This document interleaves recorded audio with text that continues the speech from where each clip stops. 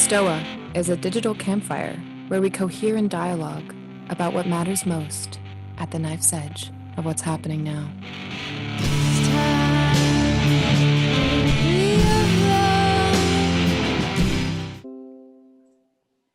Welcome, everyone, to the Stoa. The Stoa is a digital campfire where we cohere and dialogue about what matters most at the knife's edge of what's happening now.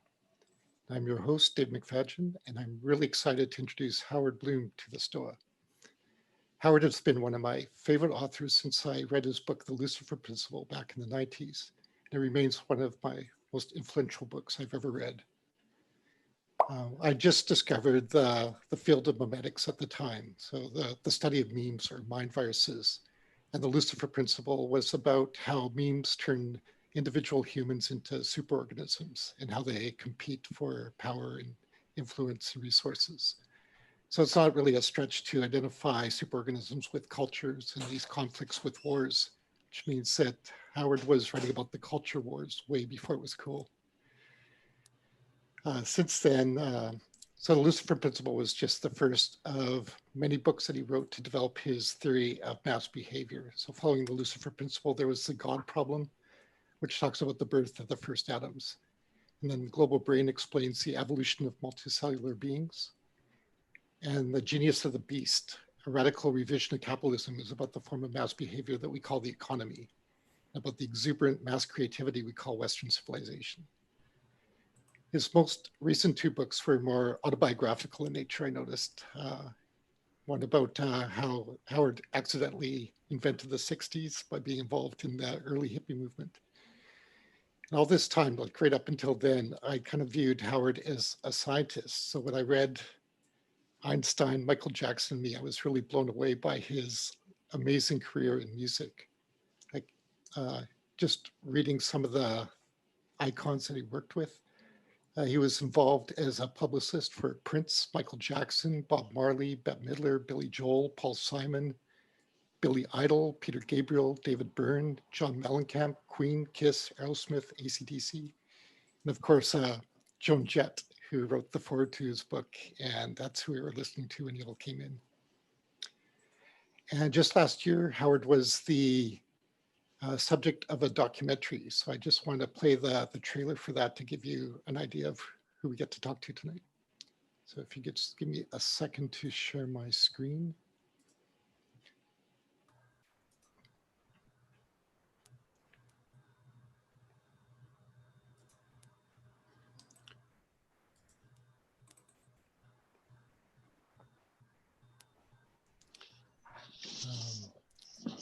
So give me another second to let some more people in.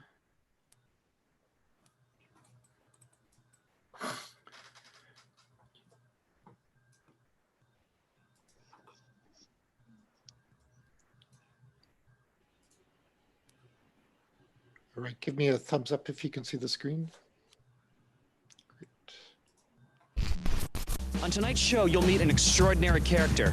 In the 1980s, Howard Bloom was the top publicist in the music industry with clients like Joan Jett, Michael Jackson, and Prince. He helped us get going here in New York. And it would be like one after another, a Howard Bloom client would have a #1 record. His career was legendary, but in 1988, Howard fell ill with chronic fatigue syndrome and has been bedridden ever since. Despite his illness, Bloom typed out the scientific theories he'd been thinking about his entire life. Howard shows how nature sharpens its scalpel to make groovier beings. Basically, Howard was ahead of the curve. I could try to convince you that Howard Bloom is next on a very short list that includes Darwin, Einstein, and Buckminster Fuller, and how he's going to change the way we see ourselves and everything around us. But Howard can probably do a much better job of convincing you himself. So this is called the Grand Unified Theory of Everything in the Universe, including the human soul. What does the hypothalamus do? What scientists repress? Masculinity in sexless lizards. There are over 9,000 of these chapters. The stuff that keeps it all together, the glue is in here. And once I'm gone, that glue is gone. Meanwhile, I'm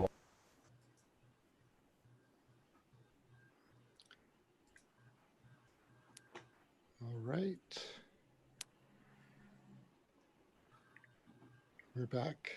So, welcome, Howard. Welcome to the Stoa. Thanks, David. David, by the way, I've always regarded him as my cyber patron ever since something like 1995. It's been my pleasure.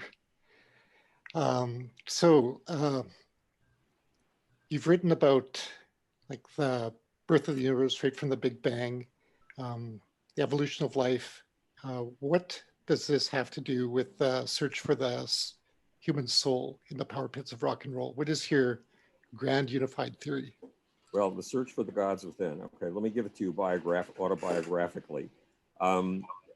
When I was 10 years old, absolutely nobody wanted me in my hometown of Buffalo, New York. Other kids wanted to have nothing to do with me, and my parents didn't seem to want to have anything to do with me either. So one day, you know how you know the location of every book in your parents' house because the books never move from their positions on the shelves? One day, a book I had never seen appeared in my lap. And I opened it, and it said, the first two rules of science are these: the truth at any price, including the price of your life. And it mangled the story of Galileo. It told it as if Galileo had been willing to go to the stake in order to defend his truth. That turned out to be wrong, but I needed the heroic version of the story at the time. So I'm glad it told it wrong. And the second rule of science, it says, is look at things right under your nose as if you've never seen them before, and then proceed from there.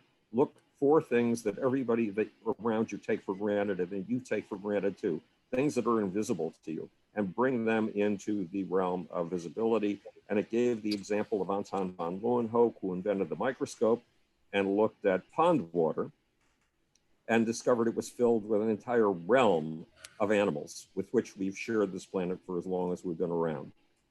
Invisible microscopic, more microorganisms. He called them animalcules. And all of a sudden, I had a religion, those first two rules, and all of a sudden I had companions. People like Galileo, Anton von Leeuwenhoek, men who could not reject me the way the kids did, the way my parents did, for a very simple reason: they'd been dead for 350 years. I started reading 2 books a day, science and science fiction, one book under the desk at school, another book when I got home at night. And then I had a peculiar experience. First of all, one of the things that I derived from those books, that the books seem to be saying to me, is that science is about the aspiration toward omniscience. There is no God, there is no omniscient being, but omniscience is an aspiration that exists in us.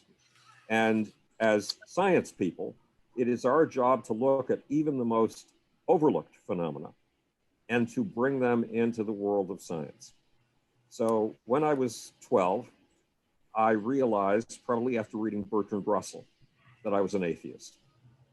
But I kept that idea out of the mainstream of my mind, hidden away in a little closet, because I had the first party I was ever going to be invited to in Buffalo, New York coming up.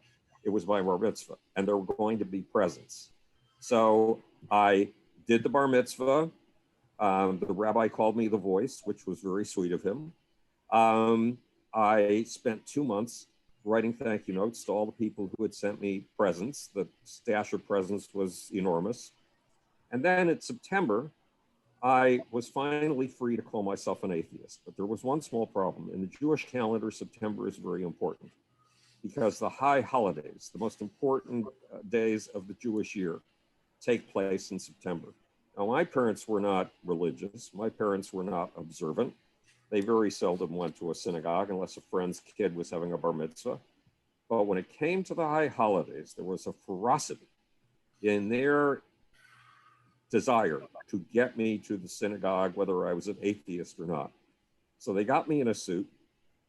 I don't know how they did that. I hate suits. They got me into their blue four-door Fraser automobile. I don't know how they accomplished that either. They drove me all the way to Richmond Avenue where the synagogue was, and I refused to go any further. So I'm holding on to the door frame of this sturdily American-made car. And my parents are yanking at my socks, literally trying to drag me up the street like a sack of meat. And something hits me.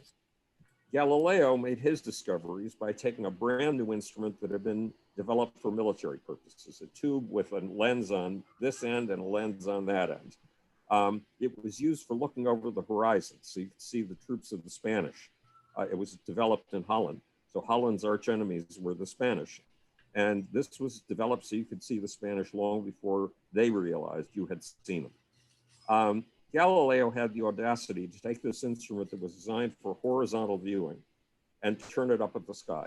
This was outrageous. Everybody knew what was in the heavens. That's God's underwear. That's the underside of God's living room rug. You do not peeping Tom God. Plus, God is perfect. And Aristotle told us that the perfect form is the sphere or the circle. So obviously everything up there had to be spheres and circles. Galileo did the outrageous. He lifted his telescope and pointed it at the sky and saw that there were a bunch of rocks up there, pockmarked imperfect rocks. And thus began a total redefinition of our relationship to the cosmos. And Anton von Leeuwenhoek took his lens, which he used for horizontal viewing, to look at fabrics. He was a draper, and he looked at the fabrics he was importing from all over the world to see how fine a weave was. And instead of pointing that horizontally the way he normally did, he pointed it down, and he discovered the entire micro world. And I realized as my parents were trying to drag their firstborn up the street, hamburgering my face on the sidewalk, that there were gods in this picture. There are no gods in the heaven, there are no gods under the earth, but there were gods inside the passion with which my parents were absolutely determined to drag me to the synagogue. And if there are gods inside my parents, then there are gods inside of me. Now look, science is about the aspiration to omniscience.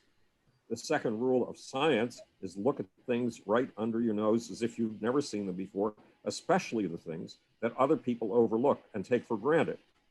And all of a sudden I was confronted with the emotions we call divinity. I was confronted with the ecstatic emotions that appear in scientific ritual, in religious rituals. And because the aspiration of science is omniscience, I wanted to understand these things scientifically.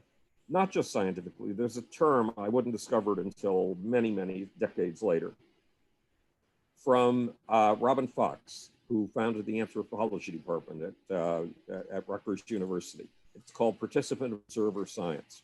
I wanted to be able to dive into the experience and experience the ecstatic, experience that sense of being lifted up to something much higher than yourself. And simultaneously, I wanted to come to understand it in scientific terms. Meanwhile, when I was 12, my public high school was a nightmare for me. It felt like a giant prison. And my parents offered to send me to a private high school. But here I'd been reading 2 books a day, which means I paid no attention in class for years. And my parents said, look, if we send you to this place, you have to promise us that you're going to work, that you're going to work hard. So I took that promise very seriously, and I started working my tail off. Meanwhile, the kids at my school hated me. So, the most popular kid in class gets to be class president. The second most popular kid gets to be class vice president. The most popular Jew gets to be treasurer, and the most popular girl gets to be secretary. I had no chance of achieving any of those positions. But we had functional committees that had to get things done. And kids who are popular don't like to get things done. They like to get things solely on the ability of their looks and their charm. So when it came to the program committee, I was voted the head of the program committee 2 years in a row. Now, what's the program committee? The program committee, you have 5 school assemblies. A school assembly at the first 45 minutes that you arrive in the school every single day. I got to program 2 of those, and I got to MC 5 of them. And one day, the juniors came to me, and they said, we're having a dance, could you advertise it for us? Now, they didn't realize the absurdity of this request. If there was a dance or a party anywhere in Buffalo, New York, my hometown, I was cordially invited to stay as far away as possible, preferably Cleveland or Austin, Texas. Nonetheless, they wanted me to advertise their dance. So I put a record on a turntable. I went on stage. I was by now accustomed to appearing in front of 350 people every single day. And something really weird happened. I can't dance. I can't do the box step. I can't do the foxtrot. I can't do the waltz. I can't do any of them. I started free-forming. And apparently I was free-forming in a way that no one in that room had ever seen before. It was like a Looney Tune drawn on a night when Chuck Jones, the creator of the Looney Tunes, had dropped LSD. And I saw the face of the girl who loathed me the most. I saw her eyes widening. I saw her pupils dilating. I saw her face melting. I saw all 349 other people's faces melting at the same time. I saw them melting into one giant communal blob of energy. I saw that amoebic blob of energy reach a pseudopod out to me and send the energy of 350 people through me as if I were an empty pipe. I had an out-of-body experience. I was on the ceiling watching all of this take place. And I saw that energy go up around someplace around my head, become utterly transmogrified and flow back to that audience. And when I finished, when the song was over, 3.5 minutes later, the audience did something. It looked like it had practiced all its life. It was so good at it, but it had never done in my time at that school, not for homecoming queens, not for football heroes, not for returning foreign students from Italy.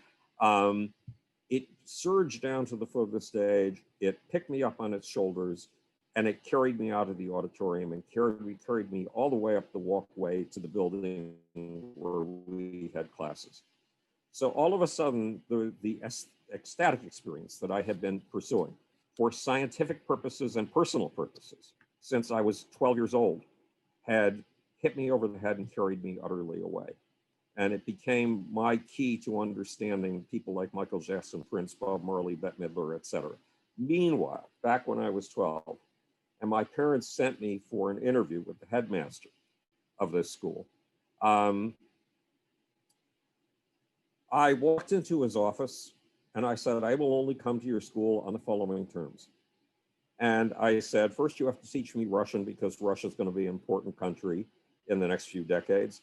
Secondly, you have to reverse the order with which you teach me your science courses. Right now, you teach biology first, chemistry second, and you teach biology first, chemistry second, and physics third.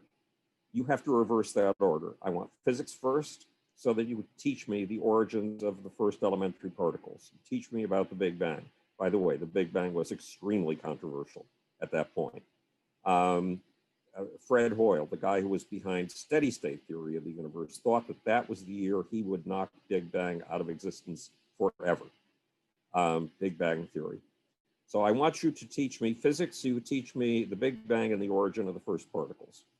I want you to teach me chemistry so that you teach me what happens when atoms form and when those atoms get together in social groups. I want you to teach me biology third, because that you have to teach me what happens when molecules get together in megamolecules and achieve the ability to reproduce and the ability to make life. Then I want you to teach me anthropology so that we get to the origin of the first human societies. Then I want you to teach me history. And surprisingly, he said yes. But this was the beginning of laying out a timeline of the universe, a timeline of the universe that would join everything from the Big Bang to what's going on in your brains as we are having this conversation tonight. That does cover, David, you left out a book, The Muhammad Code, How a Desert Prophet brought ISIS, Al-Qaeda, and Boko Haram.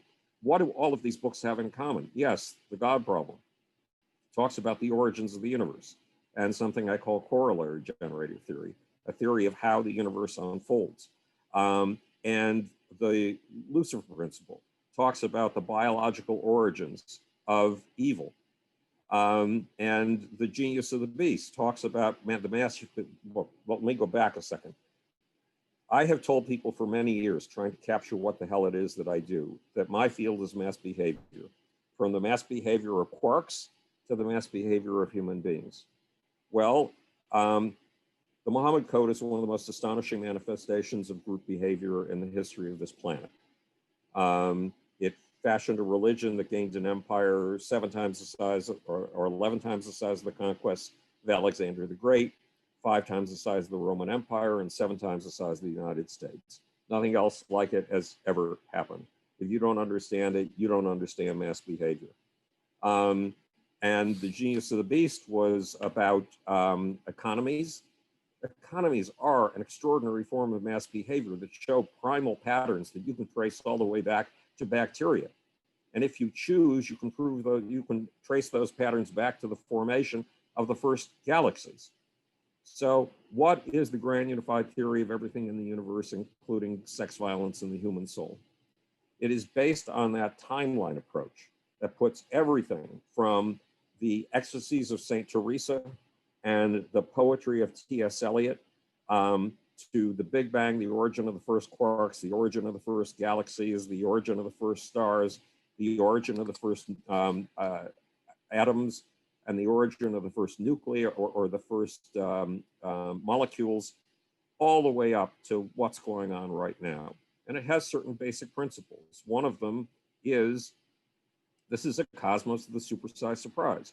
At every step in this cosmos life, its products have been, she has used them as antennae to feel out her next possibility. And her next possibility has always been something utterly unpredictable by Aristotelian logic. For example, at 300,000 ABB, 300,000 years after the Big Bang, up until that point, the universe had been a plasma, which means that particles were moving at super speed. They were bouncing into each other head on like bullets colliding, bouncing off of each other, and then colliding at bullet speed with another particle almost immediately. It had been what Donald Trump likes to call a mess, although it was an organized mess, but we'll leave that form of organization for later. 300,000 to 380,000 ABB, the universe slowed down, it cooled down. And particles did something absolutely extraordinary. Particles that were, relatively speaking, the size of the Empire State Building discovered they had an inanimate longing. Particles, relatively speaking, the size of your fist, discovered they had an inanimate longing. That these two, with an 1,800 times difference in size between them, should ever get together in any way was the most absurd thought on planet Earth, or long before planet Earth. And yet these tiny things discovered their inanimate longing perfectly fit. The inanimate longing of the things, relatively speaking, the size of Empire State Buildings. The things, relatively speaking, the size of Empire State Buildings were protons. The things, relatively speaking, the size of your fist were electrons. Now here's where the supersized surprise comes in. I mean, it is utterly shocking that these two should have a social relationship, and once they discover it, that they should discover basically atomic shells. The electrons should move only within very defined shells, and in fact could not move in between themselves and the nucleus, or they could not move straight out of the shell. To get anywhere, there had to be a shell above them, and they had to disappear on shell number 1 and reappear on shell number 2. You would think all of that was enough of a supersized surprise. No, it's not. When you combine these two elementary particles, according to Aristotelian logic, garbage in, garbage out, you've got 2 particles. That's all you've got. And yet, when you put these 2 particles together, not only did you get the properties called an atom, you got the properties of hydrogen and helium. You got atoms. Atoms and the properties of hydrogen and helium are completely unpredictable from knowing the basics of a proton and an electron. Now, here's where the supersized surprise comes in. According to Aristotle, if you break things down to their smallest parts, particles, and you understand the laws with which they operate, you understand everything, you can explain everything. No, I'm sorry. When you put social aggregations together, whether they're 3 quarks forming either a proton or a proton getting together with an electron, astonishing and totally unpredictable properties emerge. We call them emergent properties. I call them the supersized surprise. And you can trace these supersized surprises at every step of the universe's evolution, right on up to what we are doing now. Right now, all of us in this room are feelers. We are antennae for a cosmos searching out her next supersized surprise. And that's a tiny condensation of the grand unified theory of everything in the universe, including sex, violence, and the human soul. That is a lot to process. So I've noticed that you often use religious language in your books. You talk about the gods within, you've mentioned divinity, and soul, of course, is the subtitle of your latest book. As a scientist, how do you understand these terms? That's a good question, because as a scientist, it is hard. Look, you have certain sciences where you could define your terms in advance. But the reality of science is you're feeling out things that are unknown. And right now, soul and the gods within are unknown. Now, back when I was 14 years old, I had been, as you know, utterly fascinated by the gods within us for 2 years. And then I heard that there was a book called The Varieties of the Religious Experience by William James. Now, we didn't have Amazon in those days, and Buffalo was not exactly a book-rich town, but I went on a hunt for that book. And I finally found it at the University of Buffalo bookstore. And it was as if William James had laid out a bunch of these ecstatic experiences on a lab bench and said directly to me, in 1902, I do not have the tools with which to understand these things. But you're coming along in the 1950s and 1960s, and you will have the tools with which to understand these things. But he left me, well, he gave examples of people like George Fox, who saw blood raining down from the sky and gushing through the streets of Litchfield. He gave the example of Teresa, Saint Teresa, who was a nun alone in a dark stone cell at night, and she felt angels penetrate the walls and push spears into her entrails, and that push gave her ecstasies beyond belief. And she felt that in the arms of those angels and the arms of Christ himself, that she soared over the landscape of the world. And she was filled with the love of God that is beyond the powers of description. Well, you know that at the age of 16, I had one of those experiences. But William James did say this. He said, every one of the experiences that I've described to you is a psychopathology. Yet, in the hands of certain people, psychopathologies can become the engines of history. So with my scientific tools, I had started in microbiology and theoretical physics. I had my first meeting with the head of the graduate physics department at the University of Buffalo when I was 12. We discussed Big Bang versus steady state theory of the universe and the interpretation of the Doppler shift. And he came out of his office and put his hand on my shoulder and said to my mom, you don't have to save for grad school for him. He'll get fellowships in theoretical physics in any school he wants. But I knew those tools had to be applied to one of the most obvious things under our noses and behind our noses, the gods within, to our emotions, to our passions. And so I've been on the track of joining these things together. They are in the same universe, David, and they're in the same universe for a reason. If we don't understand things like consciousness and human passion and the gods within us, our understanding even of the Big Bang and its first elementary particles is going to be missing something big. And in fact, it is missing something big because we take the Aristotelian approach of breaking things down to their smallest elements and understanding them. We fail to understand the emergent properties. And those are the really big deal. We fail to understand the supersized surprises. Not only can't we predict them, we don't even recognize that they exist, which means our science is at a primitive level, like the level of the old Juan stone toolkit, with which humans began hacking up animals 3.1 million years ago.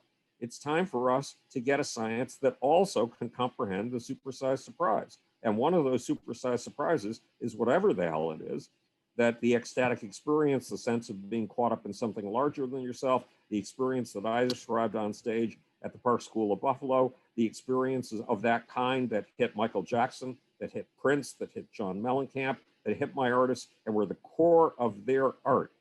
the connective tissue that welded them to their audience. If we don't understand those mysteries, we don't really understand this cosmos. We are still in Science 101. Right. Yeah, I understand that the things that you're referencing with religious language are real, they're significant, they're important, they're emergent properties. I just wonder if you think they're the same things that religious people are talking about when they use the same words. Well, they couch it in a different worldview. In their worldview, there is a God. In their worldview, there is a heaven and a hell. In my worldview, because I'm an atheist, a secular humanist is what I guess you could call me, there is no God. And the trick is to explain these things without a God, because they are real. As you said, they are real. If you need to understand how passion affects humans and coagulates them in groups, if you're going to understand the rise of Islamic civilization, and that's an extremely important part of human history, or what's going on in this election in the United States at this minute. And science is about the aspiration toward omniscience. So science has to grab everything and try both to experience it and explain it. Right. Just want to mention that if anyone wants to ask a question to Howard, feel free to drop questions in the chat. Prefix the question with a Q or question to help me find them. If you like a question, you can upvote it with a +1. If you don't want to ask the question yourself, just indicate that in the chat as well. Otherwise, I'll ask you to unmute yourself to ask the question. And somebody asked, what's the next supersized surprise? I saw that come up on my screen. That's right. Okay, yeah, let's go with that. Rob, would you like to ask your question, please? Sure, yeah. So I imagine that based on your definition of a supersized surprise, it might be a little hard to answer, but at least what domain would it appear in? Would it be an emergent property of human social interactions or a property of our technological systems? Could you make any predictions about its attributes? I think it does. Remember, we humans, like every species that ever existed, are antennae, feelers for a cosmos feeling out her potential. And through us, she's found a way to feel out her potential much faster than any previous system has ever been able to accomplish. So back around 1800, supersized surprises happened at the rate of 1 every 100 years. Massive technological revolutions happened at the rate of less than 1 every 100 years. And all of a sudden in 1800, things accelerated. And whole new technologies began to come into existence every 15 years. There was the telegraph. There was the railroad. These two things alone utterly changed the way we see ourselves on this planet, because up until then, our effective range of conversation had been 20 miles. It was 20 miles because people used to go out on a Sunday and walk 40 miles in those days, 20 miles out and 20 miles back, as hard as that is to believe.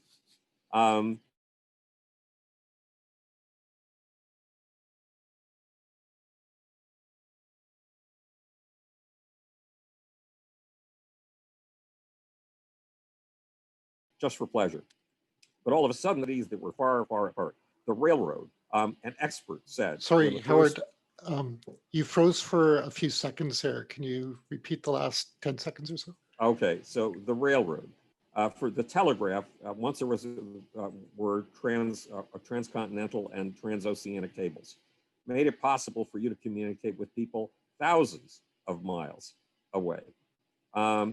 Experts said when the idea of railroads were first being floated, that humans could not possibly travel at a speed greater than 11 miles an hour. If you try to get humans traveling at 20 miles an hour, the wind would suck the breath out of your lungs and would kill you. That did not exactly prove to be right. What's his name? Walter Scott, the famous novelist, said there is there will never be a way in which you can use steam engines for locomotion. Never. And yet somebody managed to take a steam engine, which tended to be the size of a small building, turn it on its side, put wheels on it, and all of a sudden you had the locomotive. So people like Herbert Spencer and his friends, John Stuart Mill, and the woman who really wanted him more than anything else in life, a woman who would give herself the pen name of George Eliot.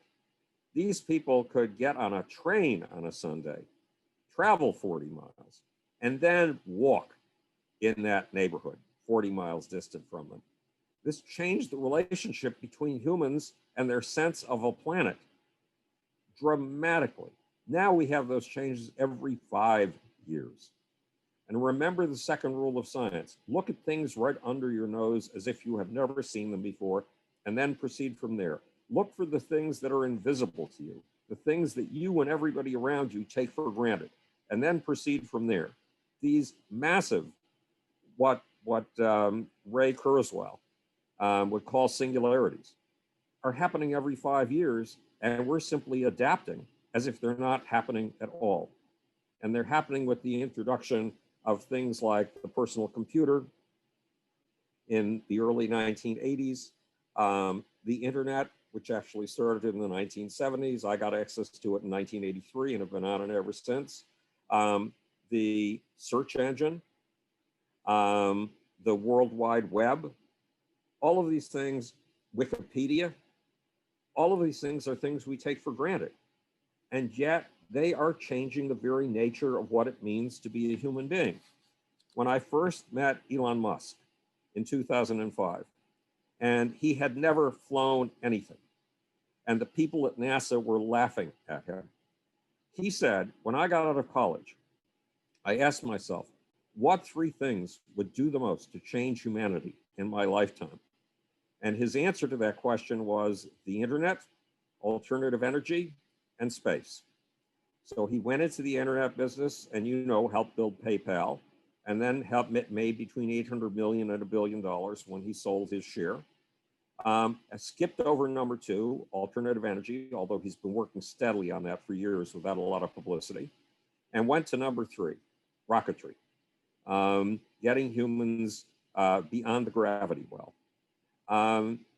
What was important was the way he phrased it. I asked what 3 things would do the most to change humanity in my lifetime.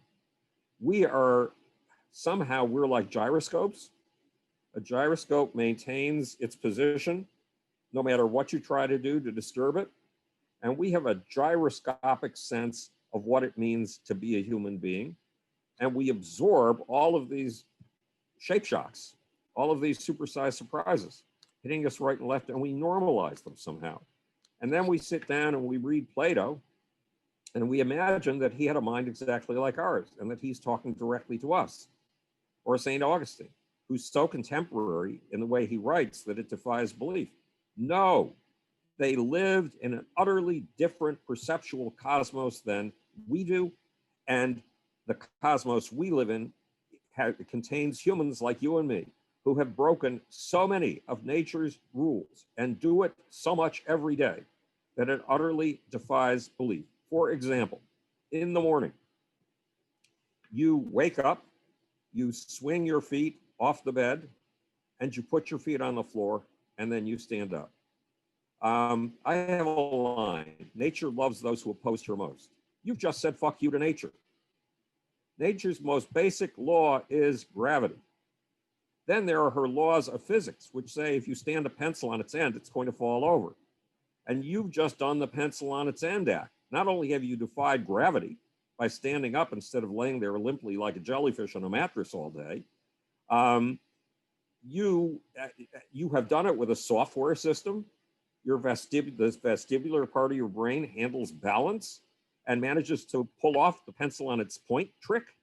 And it does it all the rest of the day. And you don't notice how nature has made you to say, fuck you to her. That's how nature explores her next supersized surprise, but she's achieving those every 5 years now through human technological innovation.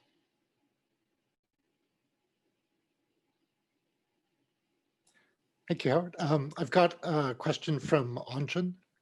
To paraphrase, the grand theory is the tendency for parts to come together into wholes that have new properties, emergence. Brilliant. And everything that exists is the furthering of this trend. So why is there a tendency towards coming together, complexity and efficiency? That's a very good question. Let's go back to Pythagoras. Have you ever seen Pythagoras' tetractys? It's a little pyramid made of dots. At the top is 1 dot, below that are 2 dots, below that are 3 dots, below that are 4 dots, and it's a total of 10 dots. Well, what Pythagoras is saying is the universe begins as a 1. And it does. It begins not just with nothingness, it begins with a sheet of space, time, and speed. And then it individuates into 2. And then it individuates further, and I don't remember what 3 means, probably groups as opposed to pairs.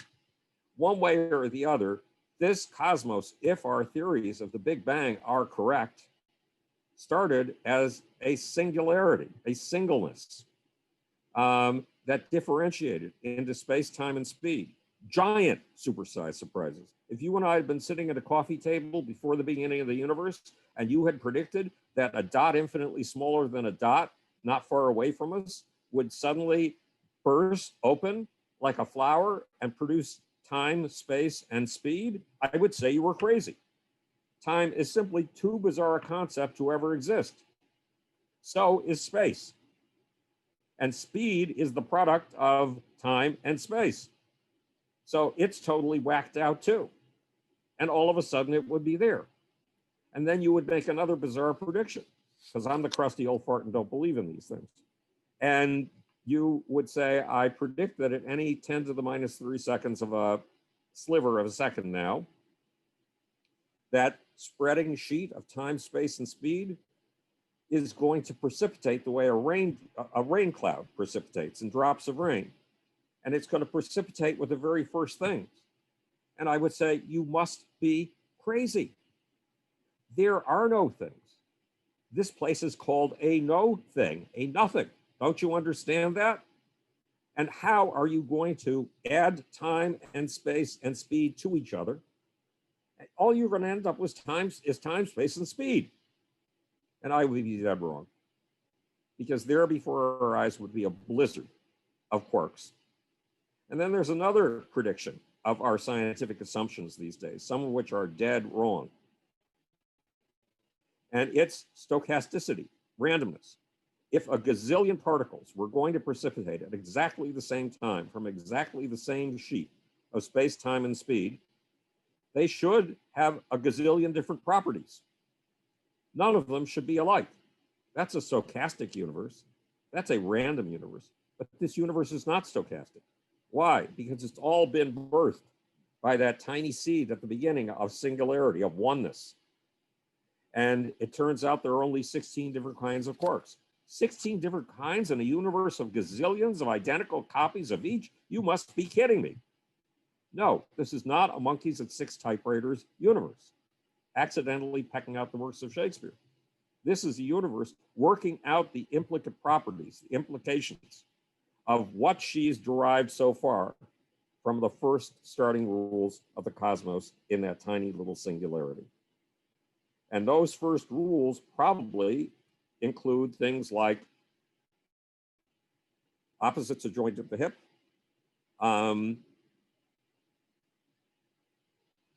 attraction and repulsion, and put together social groups for all you're worth, because the social groups will reveal implicate properties, supersized surprises in ways that defy belief, and defying belief is your job as a part of this cosmos.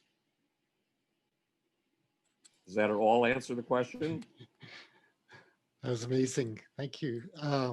James Cook, could you unmute yourself, please? Certainly, thank you.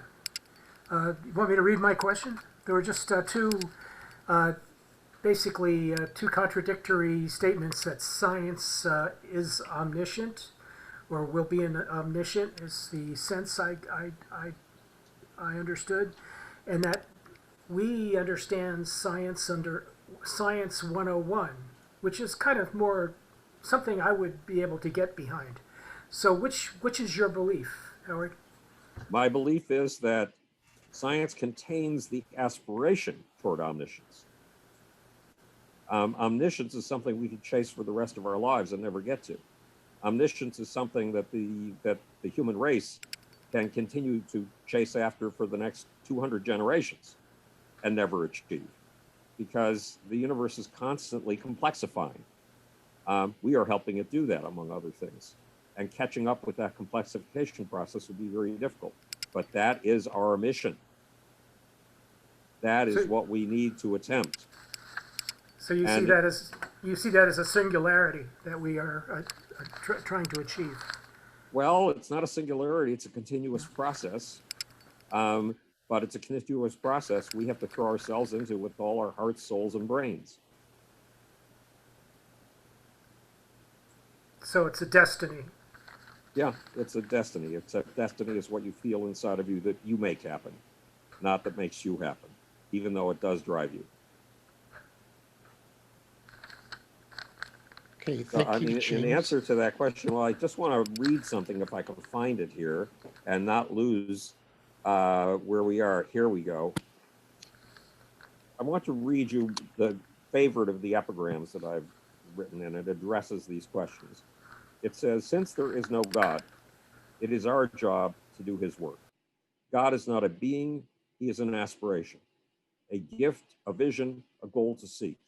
Ours is the responsibility of making a cruel universe turn just, of turning pains to understandings and new insights into joy, of creating ways to soar the skies for generations yet to come, of fashioning wings with which our children's children shall overcome, of making worlds of fantasy materialize as reality, of mining and transforming our greatest gifts, our passions, our imaginings, our pains, our insecurities, and our lusts. This is the work of deity, and deity is a power that resides in us. Are we still here? Yes. Yes, Good. we're still here. Thank you. Okay. I'd like to read a question from Ryan Campbell. When you would act as a tutor to an artist, what was the first lesson you gave on their timeline to stardom, passionate connection to their audience, group coherence? You mentioned there was a timeline and scale to the development of the universe, Big Bang, particle molecules and their properties, etc. Is there a similar timeline or scale to group collective coherence or social evolution?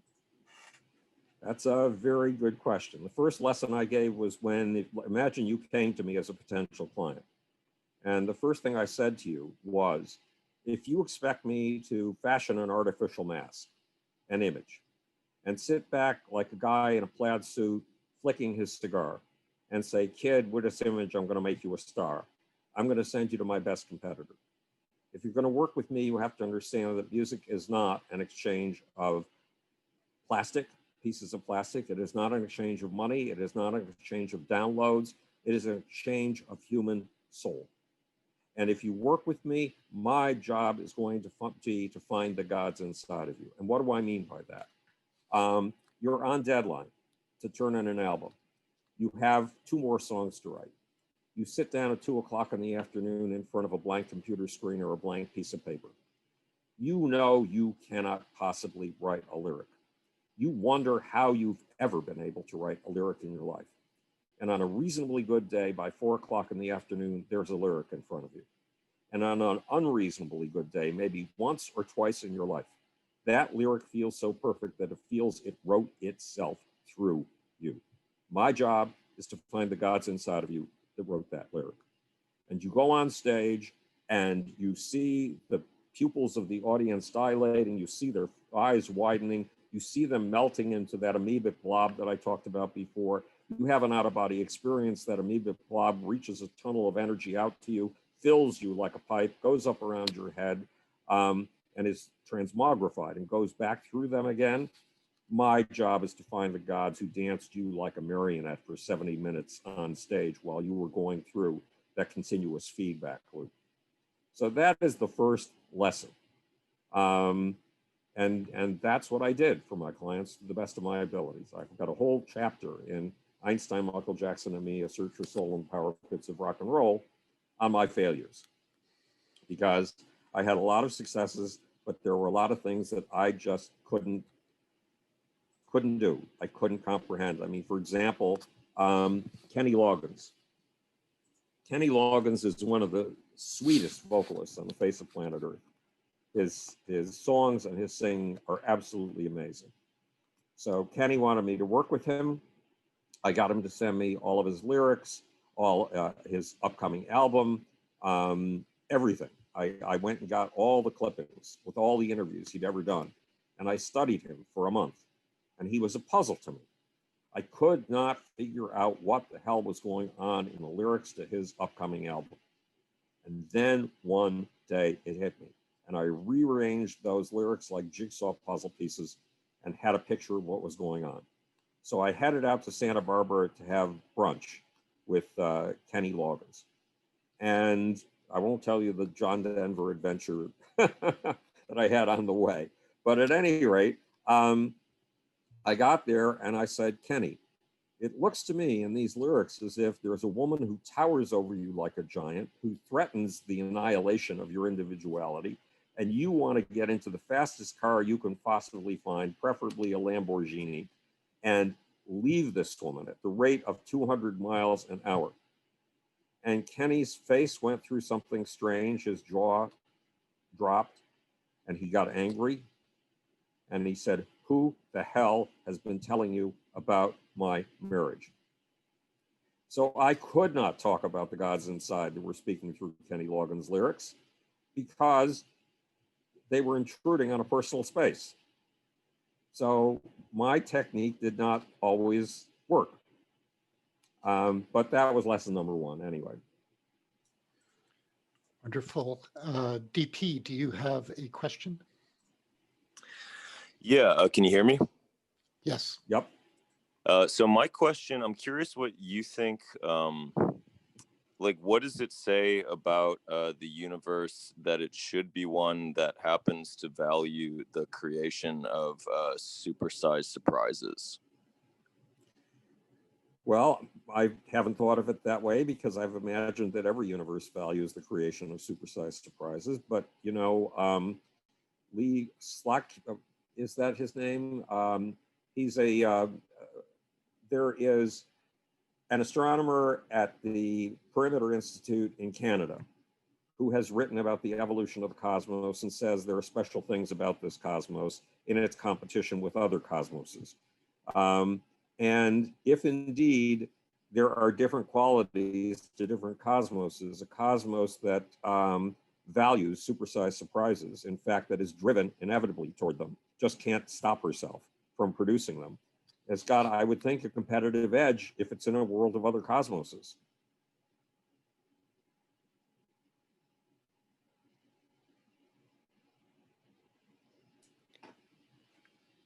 All right, I think we have time for just one more question.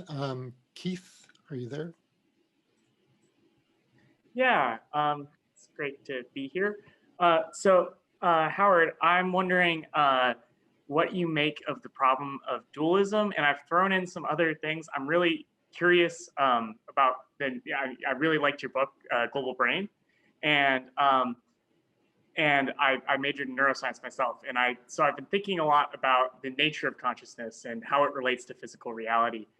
So I'm kind of wondering if anything like Russellian monism, and you mentioned Bertrand Russell earlier, or Tononi's integrated information theory is on your map, or just like what your general reflections are there. And then the last piece I want to throw in, just based on what you just said, was whether or not there is kind of an observer effect, or where universes that have this property of being able to create new, basically creating an emergent properties of a universe are more likely to create consciousness and therefore be conscious of themselves. So yeah, that's we could do a whole night on that. Dualism. dualism is one of the properties of the cosmos. It just doesn't show up between Democratic and Republican parties in North America and things like that. It's there from the very get-go. And, you know, one of the primary rules of the grand unified theory is opposites are joined at the hip. So we tend to regard two things as opposites when in reality, you know how a curtain rod has a big ball on one end, a big decorative ball, and a big decorative ball on the other, but they're joined by the rod in between. That's how opposites are. I mean, just the molecule that makes, oh God, I'm trying to think of, what tends to happen is if you have molecules that have opposite impacts, like one is a vasoconstrictor and one is a vasodilator, they tend to come from the same parent molecule. They are different ends of the very same parent molecule. Think about Sherringtonian behavior. It's not talked about much these days at all, but Sherringtonian behavior in neuroscience is you've got a system, it has an exciter, and it has an inhibitor. And the maintaining the balance between these two is excruciatingly important. When you hear a loud bang out on the street that you don't expect, if you watch carefully when you're having that experience, you've got a Sherringtonian system with an exciter and an inhibitor, and that works like what do they call those dials on automobiles that give you the RPM? But it has a red zone, it has a green zone. So at any rate, all of a sudden, you go over into the red zone of stress because you have no idea what this sound is. Once your, whatever you call your mind, consults its conscious centers and comes up with the notion that this is just a motorcycle making a big burp, a banging burp, then all of a sudden that thing goes back up into the middle zone again. And it's all because of a balance between exciters and inhibitors. And there's an entire system in the body that nobody seems to be studying that's based on this kind of a balance. It's the glutamate and GABA system. Glutamate is the exciter and GABA is the inhibitor. And I had to discover this the hard way because I came down with an illness that landed me in bed for 15 years and too weak to talk or to have another person in the room with me for 5. And what I discovered was that this, I call it a stress handling system with GABA on one side and glutamate on the other, was way out of whack. And my body was constantly in the very, very end of the end zone because it had no inhibitors. So first I discovered that one thing that could help me enormously was Valium. And I could take as many as 27 Valium in a day and it would just make me a little bit more normal. Then I discovered oxytocin. Well, it turns out that oxytocin and Valium both go to the GABA system, the inhibitor side. And then I discovered gabapentin. And gabapentin is, I take 30 things a day because I've been healthy as a horse since 2005 and I've been out of bed. But without the gabapentin, if I forget my gabapentin in the afternoon, I begin to show chronic fatigue syndrome symptoms within about 5 hours. And all of this is based on dualities. Dualities are one of the most fruitful things the universe has ever existed, has ever come up with. An electron has a negative charge or a positive, I can't remember, it's mixed up. One of them has one kind of electromagnetic charge. The proton has the other kind of electromagnetic charge. They have opposite charges. You put them together and you get all of those amazing properties of hydrogen, which were utterly inconceivable on the basis of simply knowing what an electron's all about and what a proton's all about. So put opposites together, and sometimes, if they're the right opposites, you get a supersized surprise, like an atom. Sadly, we have come to the end of our time, and I want to thank you so much, Howard. And on behalf of the Stoa, I have to ask if you'd be willing to come back and give us some more knowledge. Oh yes, absolutely. I've got, if you find this amalgam of scientific thinking with the arts, the humanities, and especially the human spirit interesting, then, well, any of my books will do. But Einstein, Michael Jackson, and Me, A Search for Soul in the Power Pits of Rock and Roll is a very, very good place to start. Great, thank you And so I'd much. I'd love to come back. This has been great. So we've got some great sessions coming up tomorrow on the Stoa. I see that the Philosopher Queens are returning tomorrow. We got The Hollow with Benita Roy and What Gets Left Behind in Hallways of Hallways with Nora Bateson. Check the website. I dropped links in the chat. And if you'd like to support us, we're on Patreon. And we'll end it here. Thank you everyone so much for coming tonight and hope to see you next time. And tell Nora I said hello. Will do. You should come yourself. You can tell her Could be yourself. interesting. Right. Okay, have a good night, all. Howard, if we have questions, do you have an email or something like that? It's howl, like wolves howling at the moon. Bloom, B-L-O-O-M, all one word, howlbloom at AOL.com. Thank you. Okay, have a great night.